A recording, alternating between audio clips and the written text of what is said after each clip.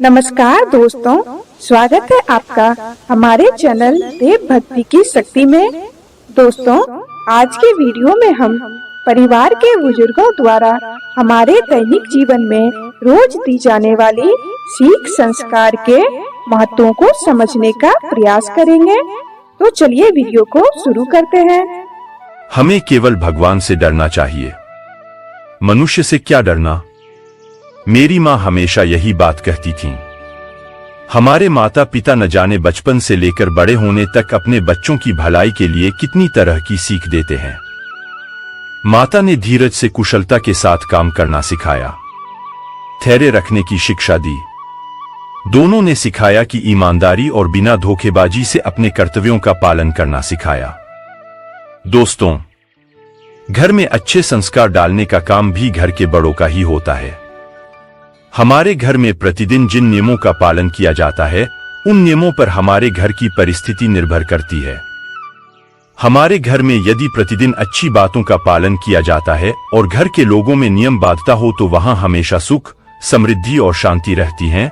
और यदि हमारे घर में किसी भी प्रकार का अनुशासन नहीं है और ना ही कोई नियम कायदे बनाए गए हो, बड़े बुजुर्गों की सीखों को अनदेखा किया जाता हो, तो उस घर में हमेशा कलेश और दुख की परिस्थिति बनी रहती है। भगवान श्री कृष्ण जी ने गरुड़ जी को मनुष्य के आचार विचार संबंधी बहुत ही महत्वपूर्ण ज्ञान दिया है। यदि मनुष्य शास्त्रों के नियमों का पालन सही से करता है तो उसके जीवन से 90% परेशानियां अपने आप ही खत्म हो जाएंगी। शास्त्रों के यह नियम हमारे शरीर को स्वस्थ रखते हैं। इन नियमों का पालन करने पर आप कभी मानसिक रूप से बीमार नहीं होंगे। इसके साथ ही इन नियमों का पालन नित्य किया जाए तो हमारे जीवन से दुख और दरिद्रता भी समाप्त हो जाती हैं और परिवार में सुख शांति आती है। आज हम आपको ऐसे ही कुछ शास्त्रीय नियमों के बारे में बताने जा रहे हैं, जिनका पालन बच्चों से लेकर बूढ़ों तक सभी को करना चाहिए। इससे आप 1 महीने के अंदर अंदर महत्वपूर्ण बदलाव महसूस करेंगे। आप खुद अपने घर की परिस्थिति को अपनी आंखों के सामने बदलता हुआ देखेंगे। इन चमत्कारिक नियमों का प्रभाव ही ऐसा पड़ता है कि व्यक्ति ईश्वर के सानिध्य में चला जाता है और ईश्वर से जुड़ जाता है।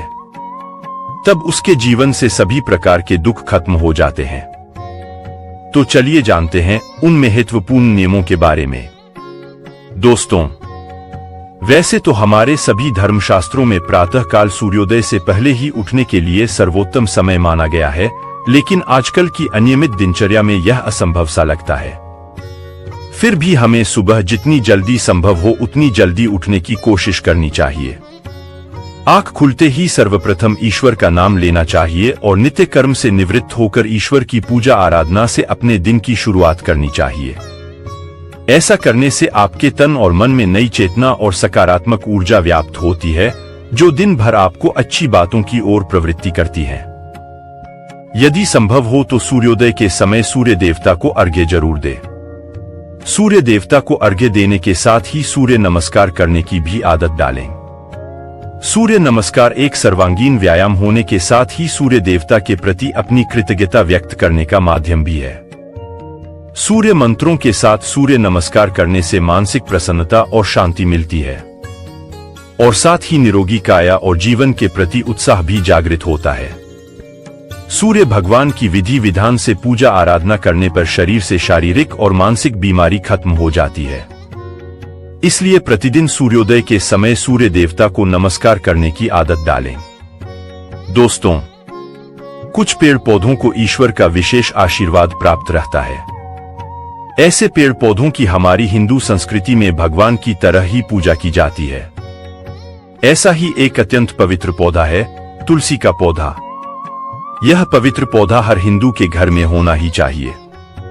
शास्त्रों में कहा जाता है कि जिस घर में तुलसी वृंदावन नहीं है, वहां श्री हरि का वास ही नहीं है, और जहां श्री हरि का वास नहीं, वहां लक्ष्मी जी का वास कैसे हो सकता है। तुलसी श्री कृष्ण की अत्यंत प्रिय सखी होती है।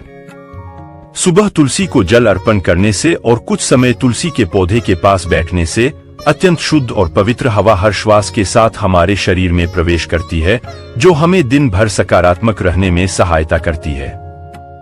इसलिए देव पूजा और सूर्य उपासना के पक्ष तुलसी की भी पूजा करें। तुलसी की माला को भी गले में धारण करने से मन की शुद्धता और सात्विकता बढ़ती है, मनोबल बढ़ता है और आरोग्य प्राप्ति होती है।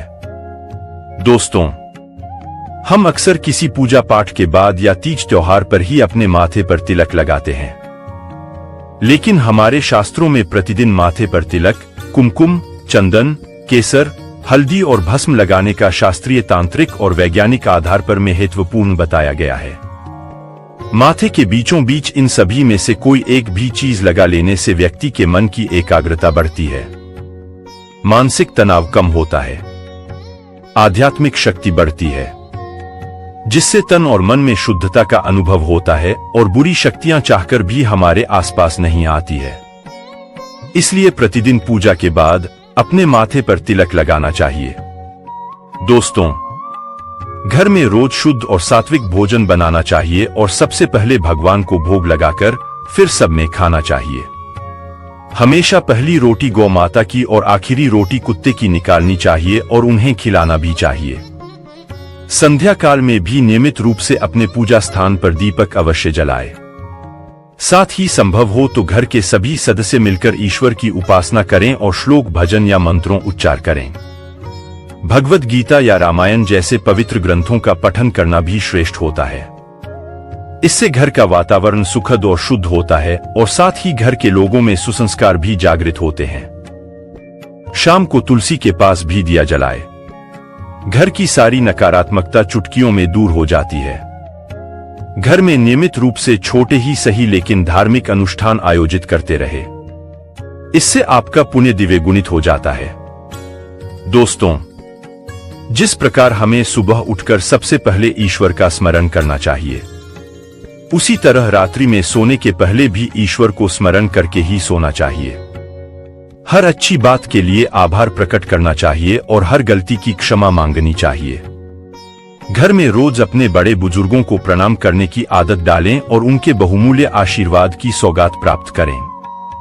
अगर आप रात को सोते समय इस मंत्र का उच्चारण करते हैं तो आपके समस्त दुखों का एवं चिंताओं का नाश होता है। वह मंत्र इस प्रकार है: हर हर मुकुंदे।